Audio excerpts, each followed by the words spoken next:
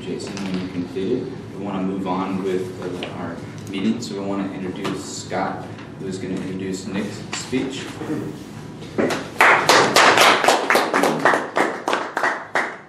It is my pleasure to introduce to you Nick Cox for his speech number 2.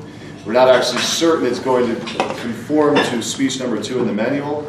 However, he will hang it on a speech from the manual afterwards. So I'll just perform a general evaluation of his speech, and I look forward to hearing Nick's speech. So please do help me in welcoming Nick Cox to the lectern.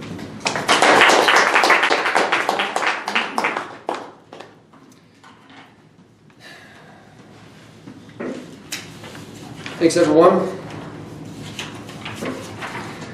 I'd like to tell you a little bit about my weekend. Saturday morning, early for me, around 7:30 in the morning, went to Red Rocks Community College, met with Debbie, over there, Sarah, Michelle, and Michael for the Toastmasters Leadership Institute. I think Dwight was there as well. It's a officer training that Toastmasters has, several of them a year. It's not just for officers, it's for anybody in the membership that'd like to go. It's free. They have food there. It's early, but it works out in the end. If you've never been to one, picture a big room at the community college with about 350 people in it, and a podium where people are running back and forth for several hours trying to make a presentation. If you can't picture it, I've got a picture here. This is the worst picture I've ever seen, but it was on the internet, and I believe that's Debbie, and I think that's part of Sarah there, so that's why I posted it. The keynote was David Dye. He did a great job. He got us motivated. He's been speaking for a while. He basically just told us some anecdotes about his speaking career and his being a teacher and what he's learned as a speaker. Then we jumped off into officer training. I myself went to the treasurer training and learned some valuable things. Eric, who has spoken here before, I don't know if any of you were here when he spoke, he actually led the training and did a great job. After that, we posted what we learned in the meeting hall, and one of us was supposed to go up and give a presentation, a little 1-minute presentation. 1 minute goes by fast. I got volunteered to do it, and I picked 2 items. The first item was how to stay out of jail, because as a treasurer, that's something you need to think about. The second item was, well, I won't go into the details, but I did mention that we just celebrated our 25th anniversary and got a huge applause for that. In case you weren't aware, in March of this year, we celebrated 25 years as a Toastmasters club. After that, we came back and had a discussion. Breakout sessions were next. The 4 of us sat down, and we didn't all want to go to the same one, so we decided let's try some different ones, and then we'll all get together afterwards and talk about what we learned.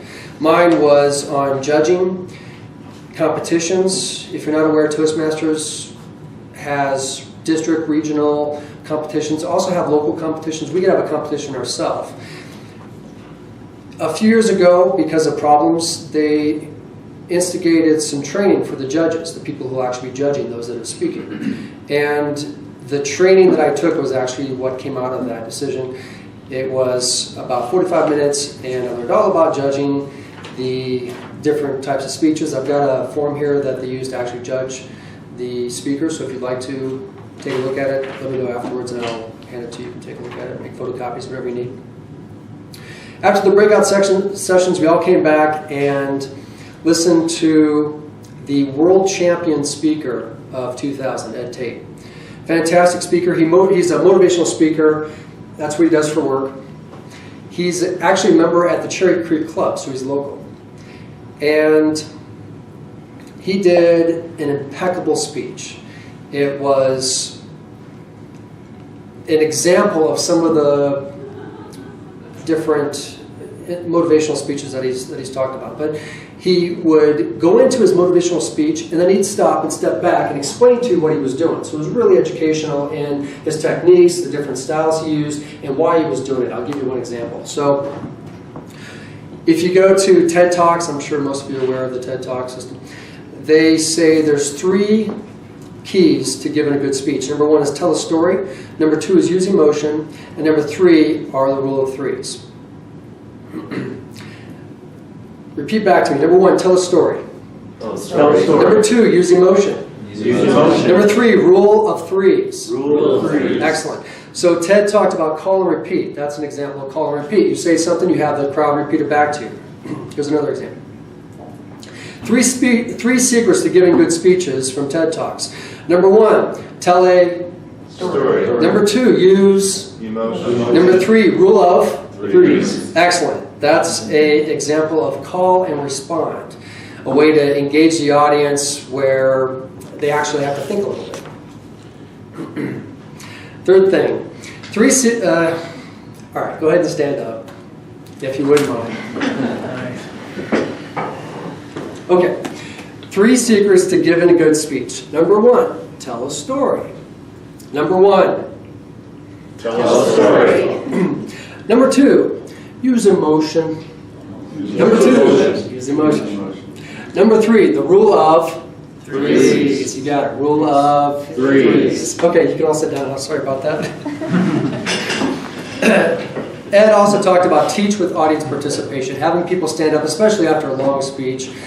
Ask them to do some kind of interactive movement and repeating back to you what you say. Those 3 things will almost certainly make your speech memorable, and if nothing else, there'll be a couple of takeaways that somebody will have. And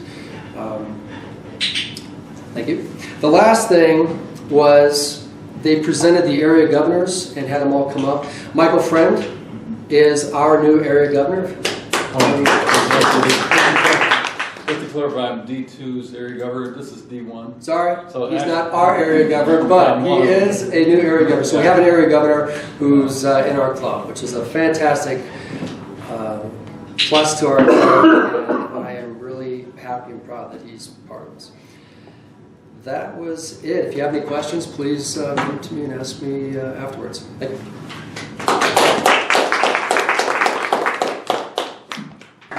Next, I'd like to introduce Scott Crosdale to do the evaluation of Nick's speech. Thank you. Nick, excellent job. Impromptu, very impressive. This was an impromptu speech for Nick, and just found as if, it almost appeared as if you had prepared it for a long time. So, very nice job there. I liked a lot about your speech. I'll limit it to a few items. Your vocal variety is excellent, and your volume is excellent. You project your voice very well. Yeah, I don't know if that's natural or you're trying to do that, but either way, it's very effective. Your call and respond demonstration was excellent. Having us stand is great. Don't ever hesitate to do that. And having us repeat things definitely helps us commit it to memory. I know I'll remember these 3 items very well, and it's just very effectively done. So very nice job there. Facial expressions were excellent. You just had good use of emotion. You were using number 2 in your speech here. You immediately incorporated it into your speech and just did that very effectively. So not only were you telling us, you were doing it. So very effective use there as well. Any area that I would just ask you to just take a look at is perhaps the opening and closing. I just think these are so important in a speech. And coming up here and doing, not saying, thank you, and this weekend I went to, just coming in and saying something really impactful. It could even be, number 1, repeat after me, story. Just diving right into it, and we'll wonder what you're talking about, and we'll later learn that. But it will be intriguing to us if you were to do an opening such as that, or come in and ask a question. That's another very effective way to open a speech. And then it's nice when sometimes in the closing will then tie into the opening. Just something to consider. It's not a rule, but for me that tends to be very effective. I would also just encourage you in the future to do attach this to a manual speech, just because there are skills that are taught in those speeches that you should be focusing on these speeches. So there is a method to the manual.